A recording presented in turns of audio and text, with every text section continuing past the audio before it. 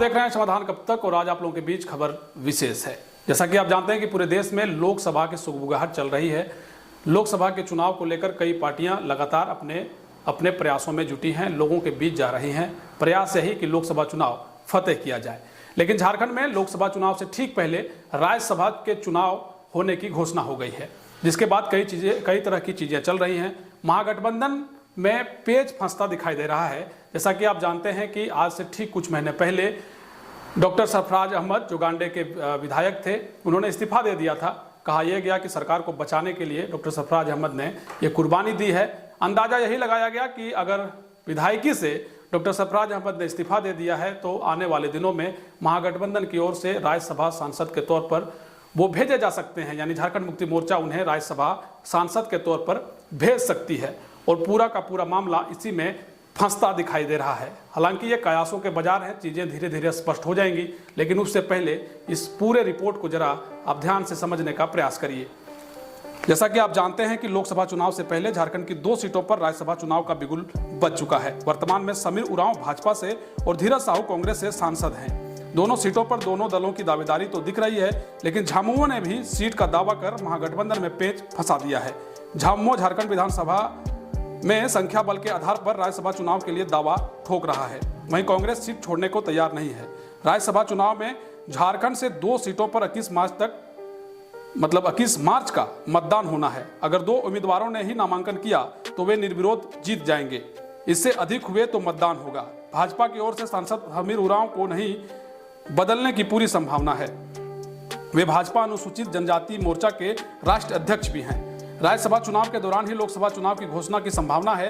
ऐसे में आदिवासी वोटर पर प्रभाव न पड़े, इसलिए भाजपा से समीर उरांव को ही उम्मीदवार हो सकते हैं, यानी वो उम्मीदवार होंगे समीर उरांव।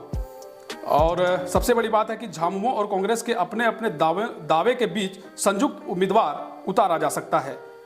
केस कांड में फंसे सांसद धीरज साहू को प्रत्याशी बनाने पर एकमत होने की संभावना कम लग रही है। झामुमो सरफराज अहमद या उनके पुत्र को टिकट देने पर सहमत हो सकती है। चर्चा यह भी है कि सरफराज अहमद को कांग्रेस में शामिल कराकर टिकट दिया जा सकता है। इससे जहां चेहरा झामुमो और सीट कांग्रेस की रह जाएगी। जैसा कि आप जानते हैं कि झामुमो विधायक लोबिन हमरम ने पूर्व विधायक डॉक्टर सरफराज अहमद को राज्यसभा भेजने की वकालत की है। उन्होंने कहा है कि गांडे के पूर्व विधायक डॉक्टर सरफराज अहमद ने पार्टी और सरकार को बचाने के लिए अपनी सीट छोड़कर बड़ा बलिदान दिया था। उनके बलिदान को याद करते हुए पार्टी उनको राज्यसभा भेजे। वहीं झामुमो के केंद्रीय प्रवक्ता मनोज पांडे ने कहा है कि इंडिया गठबंधन का उम्मीदवार ही राज्यसभा जाएगा। वर्तमान राजनीतिक स्थिति के बीच झामुमो का उम्मीदवार का दावा ज्यादा मजबूत बनता है। कोई भी निर्णय सर्वसम्मति से लिया जाएगा।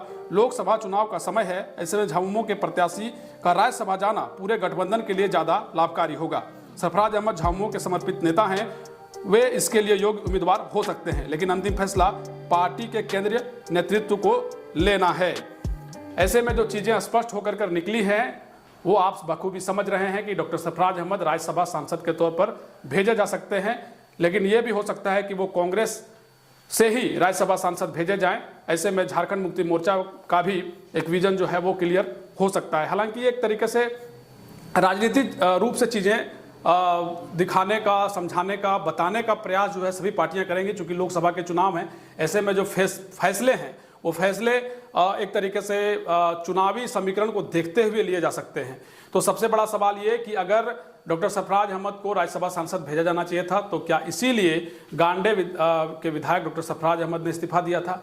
ये अपने आप में हमेशा से एक सवाल रहेगा, क्योंकि हालांकि आपने देखा होगा कि डॉक्टर सरफराज अहमद से जब समाधान कब तक के जरिए भी उनसे बातचीत हुई थी तो उन्होंने कहा था कि गांडे के लोगों के लिए, सरकार को बचाने के लिए और राज्य की जनता के हित में हमने फैसला लिया है। उनका स्पष्ट हमेशा से बयान रहा है। ऐसे में अब जो कयासों के बाजार हैं राज्यसभा सांसद को लेकर, उसमें डॉक्टर सरफराज अहमद क्या राज्यसभा सांसद जाएंगे, ये अपने आप में सवाल जरूर है, लेकिन कुछ ही दिनों में ये चीजें स्पष्ट हो जाएंगी। तो ऐसे में अगर राज्यसभा सांसद के तौर पर डॉक्टर सरफराज अहमद भेजे जाते हैं तो क्या गांडे के लोगों को उस तरीके से लाभ हो पाएगा जो हमेशा से डॉक्टर सरफराज अहमद ने हमेशा से कहा है कि गांडे के लोगों के लिए हम जिएंगे, हर कतरा हमारे गांडे के लोगों के लिए होगा।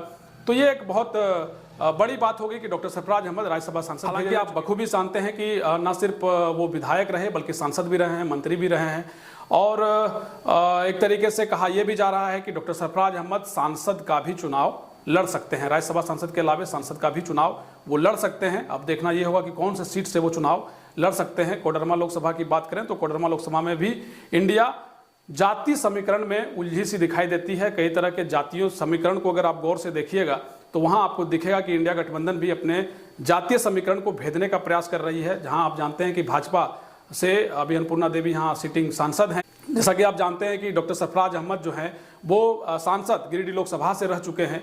ऐसे में क्या राज्यसभा सांसद के अलावे वो सांसद का भी चुनाव लड़ सकते हैं, ये भी अपने आप में एक सवाल जरूर होगा। तो यही पूरा रिपोर्ट था कि डॉक्टर सरफराज अहमद क्या राज्यसभा सांसद भेजे जाएंगे या फिर वो सांसदी का चुनाव किसी सीट पर लड़ेंगे। राज्यसभा सांसद चुनाव भी हो सकते हैं और उसके अलावा वो संसदीय का चुनाव भी लड़ सकते हैं। हालांकि पूरे इस राजनीति बिसात में जो चीजें हैं, जो एक तरीके से राजनीतिक खेल है, वो बड़ा ही रोमांच भरा दिखाई दे रहा है। क्या कुछ परिस्थितियां बदल सकती हैं वो समय के साथ देखने को मिलेगा, लेकिन वर्तमान जो परिस्थिति है उसमें स्थिति यही है कि राज्यसभा सांसद को लेकर महागठबंधन में जो पेंच का फंसने वाला मसला है, इसका समाधान कैसे निकलता है और कैसे आम लोगों तक ये जो संदेश देने का प्रयास कि हम किसी विशेष समुदाय के साथ खड़े हैं, ये दिखाने का प्रयास जो कोई भी पार्टी करती है उसको किस तरीके से भेद पाएगी, ये आने वाले दिनों में देखने को मिलेगा।